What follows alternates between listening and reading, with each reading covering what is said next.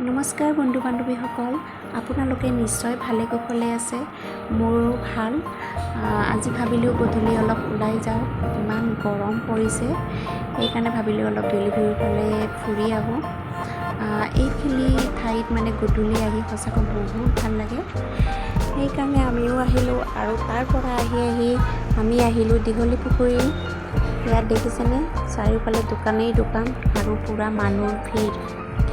সেয়ে ভাবিলোঁ বহুদিন অহা নাই আৰু ইয়াত আহি খালী পেটে যামনে, কিবা এটা খায়ে লওঁ বুলি ভাবিলোঁ। এইফালে দেখিলোঁ কাণফুলি, এইবিলাক চব 20 টকাৰ বোলে। লাগে যদি ল'ব পাৰে। এতিয়া গৈ আছোঁ আমি কিবা এটা খাওঁ বুলি। এইখনত ধুনীয়া ফ্ৰেছ পিজ্জা পায়, সেয়ে ভাবিলোঁ এটা ফ্ৰেছ পিজ্জা অৰ্ডাৰ দিওঁ, আৰু মই অৰ্ডাৰ দি দিলোঁ। আৰু এতিয়া মই পিজ্জাৰ কাৰণে অপেক্ষা কৰি আছোঁ। মোৰ পিজ্জা কেতিয়া আহিব। খাবৰ কাৰণেতো অলপ ৰ'বই লাগিব নে কি কয়। বাৰু, এয়া মই ল'লোঁ মেংগ' চেক, আৰু মই মেংগ' চেক খোৱাত ব্যস্ত হৈ গ'লোঁ। আৰু এয়া চিকেন, আৰু মোৰ আহি গ'ল পিজ্জা। মই দেখি একেবাৰে ৰ'বই নোৱাৰিলোঁ নহয়, একেবাৰে খাই দিলোঁ পিজ্জা। টেষ্টি, সঁচাকৈ টেষ্টি হৈছে।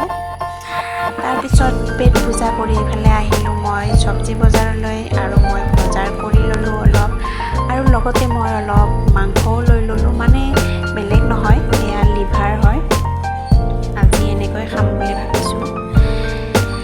গতিকে মাংস আনি আৰু ৰৈ থাকিব পাৰিনে, সেয়ে মই কেৰাহীটো আহিয়ে বহাই দিলোঁ। আৰু এইফালে সৰু সৰুকৈ এনেকৈ টুকুৰা কৰি ল'লোঁ মই মাংসখিনি, ধুনীয়াকৈ যাতে সিজি যায় আৰু খাবলৈও ভাল হয় এনেকৈ কাটি ল'লে। এতিয়া হাজবেণ্ডে ক'লে তুমি পিঁয়াজ কাটিব নাজানা বোলে, ময়ে কাটি দিওঁ দিয়া। সেইকাৰণে তেওঁ এনেকৈ পিঁয়াজ কাটি আছে আৰু মই চাই আছোঁ। একেবাৰে উস্তাদ দেই। এনেকৈ পিঁয়াজখিনি মই মিহি মিহিকৈ কাটি ল'লোঁ।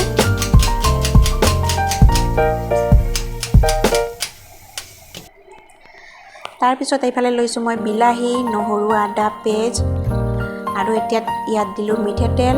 তেলখিনি গৰম হৈ যোৱাৰ লগে লগে ইয়াত দিলোঁ মই পিঁয়াজ, আৰু গোটা কেঁচা জলকীয়া মই 3টা দিছোঁ। এতিয়া মই পিঁয়াজখিনি ৰঙচুৱা হোৱালৈকে এনেকৈ ভাজি থাকিম। এয়া দেখিছেনে, পিঁয়াজখিনিৰ পৰা ধুনীয়াকৈ তেলখিনি ওলাই আহিছে। তাৰপিছত ইয়াতে দিলোঁ মই নহৰু, আদা, আৰু লগতে জলকীয়া পেষ্ট কৰি ৰাখিছিলোঁ, এইখিনি দি দিলোঁ। এতিয়া দিম মই ইয়াত সোৱাদ অনুসৰি নিমখ, আৰু দিম এতিয়া মই হালধি।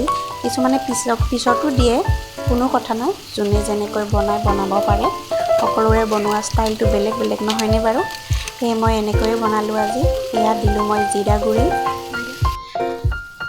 আৰু এতিয়া মই একেলগে মাংসখিনিও দি দিলোঁ। এতিয়া মাংসখিনি এনেকৈ অলপ লৰাই লৈ মই 10 মিনিটমানৰ কাৰণে ঢাকনি মাৰি থৈ দিম, আৰু গেছৰ ফ্লেমটো ল' কৰি থৈ দিব, নহ'লে লাগি যাব পাৰে। এয়া মই এনেকৈ ঢাকনি দি থ'ম। ঢাকনি গুচাই চাওঁ, এয়া দেখিছেনে, ধুনীয়াকৈ মাংসৰ পৰা তেলখিনি ওলাই আহিছে, আৰু কি ধুনীয়া এটা গোন্ধ আহিছে। গোন্ধটো শুনি মোৰ খাওঁ খাওঁ লাগিছে দেই। এতিয়া ইয়াত দিম মই বিলাহীখিনি দি ল'লোঁ, আৰু এইখিনি আকৌ 10 মিনিটমানৰ কাৰণে সিজিবলৈ দিম মই। ঢাকনি মাৰি থৈ দিম, গেছৰ ফ্লেমটো ল' কৰিয়ে থৈ দিলোঁ বাৰু।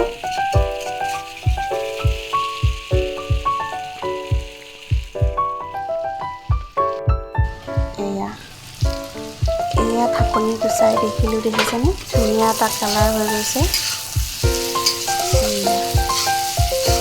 এতিয়াও কিন্তু মাংসখিনি ভালদৰে মানে সিজা নাই। ইয়াত ভালদৰে সিজিবৰ কাৰণে মই 1 কাপ পানী ব্যৱহাৰ কৰিম, পানী দি দিম। যেতিয়া পানীখিনি শুহি যাব, তাৰপিছত খাবলৈকে ভাল হ'ব। এয়া মই পানী দি দিলোঁ। এতিয়া মই 10-15 মিনিটৰ কাৰণে ল' ফ্লেম দি থ'ম, আৰু ঢাকনিখন মাৰি থ'ম। তাৰপিছত মাংস খাব ৰেডি হৈ যাব। এইয়া আমাৰ মাংস ৰেডি হৈ গ'ল, দেখিছেনে? ধুনীয়া এটা গোন্ধ আহি আছে। ৱাও,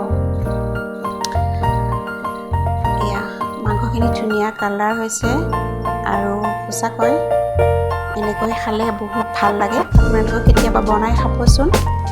আৰু মোৰ ভিডিঅ'বোৰ ভাল লাগিলে আপোনালোকে লাইক কৰিব আৰু ছাবস্ক্ৰাইব কৰি দিব, লগতে কমেণ্ট এটাও জনাবচোন কেনেকুৱা লাগে মোৰ ভিডিঅ'বোৰ। এয়া মই একটু খাই ল'লোঁ।